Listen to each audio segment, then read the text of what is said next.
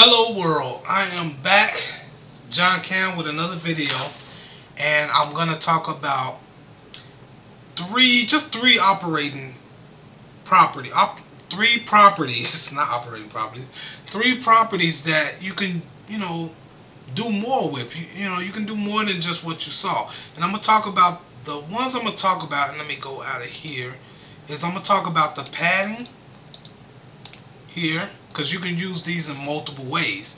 The margin, and I'm going to talk about the border radius. Now the margin, if you already seen, you can kind of see that I've done something here already. As you can see, we've done a margin 30 pixels and an auto. So what this 30 means is it's targeting the top part of that element. So it's targeting this part here, and then the other part, and it's also targeting the bottom, which would be here. So that first column that you see, that 30, is targeting the top and bottom. And then when you do auto, what that does is target both the left and right, which is going to automatically adjust it to center itself. If you understand what that means. But anyways, yeah, that's what that means. But you can also do it a different way. So let's just take this away, right? All out. What did we get right now? Well, let's leave it there. Hit save. And as you can see, it's all the way to the left here, right? So let's say we want to margin it away from that left wall. So what we do, we go margin left, colon, and then we can go as many pixels as we want. So we're going to go like 300 pixels from that, right? And then semicolon at the end and hit save. And you're going to see it pushed it 300 pixels. Now it's off screen. So as you can see though, it pushed it. I'm going to pull it over here. Yeah, let me pull it over here. And it's over there, so you can see. Well, you can't see the whole screen because, like I said, I got a small screen here that I'm working with, so you're not going to be able to see everything. So maybe I should make that just slightly. Let's go like maybe 150 pixels over, right? So then you can see it moves 150 from the left. So now, as you can see, it moved 150 pixels from the left here. Now, let's say we wanted to do it from the right. If we did it from the right, it wouldn't make no sense because it's already left, so it wouldn't do anything. Well, it'll push it off screen. I'm sorry, it'll push it off screen to the right. It should. If not, then it just won't do anything at all. Yeah, it doesn't do anything at all because we don't have an element. The element is already on the left side, so it's not going to push anymore to the right. And then you also have top, so you can go margin top, oops, and let's say 150 pixels, and it's 150 pixels from the top, and from the bottom, which you probably won't see unless I do something like this, put it in here. Well, you see, like I said, the same thing. If it's butted up against the left or the top, you're not going to be able to move it because it's already there. So I'm not even going to do the bottom, but you know that there is a bottom, margin bottom. Now there's another way to do this, which is the shorthand way to do it, and we can just remove this altogether. Let's just remove the whole thing out, and let's put margin. Make sure you spell it right, colon, and now there's a shorthand way to do this. So if you want to, the first number that you're going to put in, let's just say we're going to do 30 pixels, and this will be the top. The very first one is the top. Then the second one will be the right one. So we'll do another 30 pixels, and you can also do the bottom at 30 pixels. That'll be next. And then left at 30 pixels. And this will be the shorthand way of doing this. So now we have a top, right, bottom, left. So it starts from the top and it works in a clockwise motion. So that, just think of it that way. It's going to work in a clockwise motion, and you'll see that it's going to add padding 30 all the way around. When we hit save and then we go back, and you're going to see, well, you're not going to see this padding right here unless we add the background color, which we don't have. So we'll just add that in real fast. Background, oops, color, and just go red. That's fine. I don't know what color that was. Maybe I should have kept it. Anyway, background color red. Hit save, and well, you can see the padding here. I mean the margin here. You don't see the padding. I'm sorry, because the padding pushes away, and the margin pushes away. The padding pushes from the text, and the margin pushes from the box. If that makes sense. All right. Let's. Oh, and I hate that too. That color looks horrible. Prefer to maybe do a gray or something, or a whitish almost. Let's go CCC instead. I guess. Anyways, that's how that works, right? So now I was saying this because this is the quicker way to use a margin. If you don't want to do margin left, margin right, margin top, and margin bottom, you can do it this way, where you can do margin top, margin right, margin bottom, margin left, all in one line rather than having 4 different lines. It shortens your code. Okay? And also, just so you know, the browser will always read from top to bottom. So let's just say you had a background color up here, a different background color up here, and then you have a background color down here. It's going to read the last one. So it's going to read the first one, and then when it gets to the second one, it's going to read that one and eliminate the first one and take the second one. Is what's going to happen. But let me continue on. So now you can do the same thing with margin that you can do with padding, as far as padding left, padding right. But we're going to do the shorthand again and just go 30 pixels. Actually, what I want to do is change that. Instead of going 30 pixels top and bottom, we're going to go like 50 pixels top and bottom and leave that at 30. So you can see a change. And let's go 30 pixels.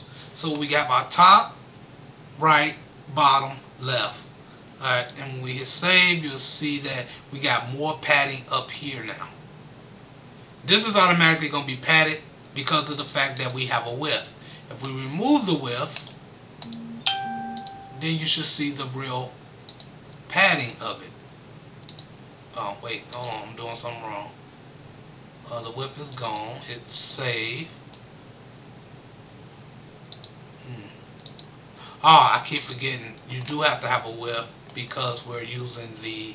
I'm assuming because we're using this viewpoint here. Viewport here is the reason why. I think if I was to remove it, hold on, hit save, refresh. Nope, by default it's just like that. Okay, I want my viewport back though, and hit save. Alright, so let's move on back to where we was at. That's fine. We just put the width back and hit undo. Okay, but we can also change this. Let's say like 150. That should be the size of that, or maybe too small. Let's just go 200. Oh, not 2,000. 200. Still not enough. We'll go about 250. And that should do it. Yeah, that's pretty good. It's still going to be a little space in here because I got to adjust it directly to the actual size, but I mean that works. I mean, it's not bad. But anyways, and the last thing I want to talk about, while we still on padding and margin, you can do this another way as well. Instead of, we did talk about we can do this in 2 ways. So if we have top and bottom, I'm sorry, this part here, this 50 be top and bottom, and this right here be left and right when you do it in twos. Okay, just like I was showing you with the margin, where I had margin top and bottom is 30 and then the other one was auto, but now it's 50 and 30, which you'll see here. same thing that I already got because that's what we was working with. But we can also do this in 3 sections. So we can go 40 pixels here. So basically what this do is it's going to target the top, left and right, and bottom. Okay, so that's how you would do that. Hit save and you'll see it here. You see how much more space up here, because this is at 50 and this is at 40. Just to make it more obvious, we can do a little bit more here. Maybe let's go 80 pixels. Hit save and let's go back and refresh. As you can see now, it's more 80 up here and 40 right here, so it's double the size. Alright, and the last thing I wanted to talk about was the padding. And let's just put this back to just 30 pixels. And let's do this one back at 30 pixels auto. Alright. Alright, cool. We're back in the center. So last thing I wanted to talk about was the border radius, which you can do pretty much the same thing you did inside of like the margin and padding. So I gotta remember how this works again, but it doesn't do it the same direction. So if we do it in tools, it's gonna target 2 different areas. So let's say 25 and 25. Let me see which ones it targeted so we know. Hold on. Border radius 25, 25. Did I hit save? So I guess it targets everything, but it's not supposed to. Hold on. Let's do another 25 here. 25 pixels. Oh, I'm sorry. Let's do this. Let's change this number here to like, I don't know, 10 pixels. So we got 25 and 10, so it's going to target 2 different areas, right? So there we go. So now, so the way it works with border is the first part targets the top left and the bottom right, and then the second part targets the left bottom and the right top. That's how that will work. Now I'm trying to see how we should do it in 3s. Let's see. If we did it in 3s, let's say we do something totally different. Let's go 5 pixels here, right? So if we did it in 3s, let's see what it would target then. So now I want to say that this here, this is the 5 right here. Yeah, this is the 5. So that third one, let me move it over here. Let's move this over a little bit, and let's see both sides so you can see what it do. Okay, and we'll push this in so we can see it better. So right here, as you can see, 25 is going to be now the top left. Then the 10 is going to still target these 2 over here, the same 2. And then the 5 is going to target the bottom right. Okay? So that's how that works. And then if you add a 4th one, I'm assuming that's going to target the top. Wait, let me see. We're going to say, what number we can do? Let's just do 0, right? So it'll be no radius at all. So it targets this bottom. So it's a weird way it does it. I don't know why it does it like that, but it's kind of weird. But you can target all 4 of these. So now the top one is this one. The right one is this one. The bottom right is the third one. And then the last one. So it does still go in clockwise motion. But as you remove one, so yeah, when you're doing all 4, it'll be clockwise. But when you're doing 3, it's going to target it a little bit differently. And hit save. So now it's targeting, these 2 are targeted, it's the middle. So it'll be top, middle, and then right. Or bottom right. So that's how that will work, if that makes sense to you. And if you just want to do a radius for all of them, just get rid of everything and only have one. And it'll radius every single box circle there. My bad, I didn't save it. save, and then go back and refresh, and you'll see it'll tackle every single one. But if you want to do them individually, I say just add all four of these sections, and you can do them all individually.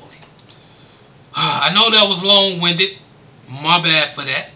But I think it's necessary. You know what I'm saying? I mean, it helps to know what the stuff do and how to use it. So, in the next video, I'm just going to talk about something little small. It'd probably be the shortest video of all of it, which will end CSS, the basics of CSS. But if you like this video, hit the like button, subscribe, and I will see you in the next video. Peace.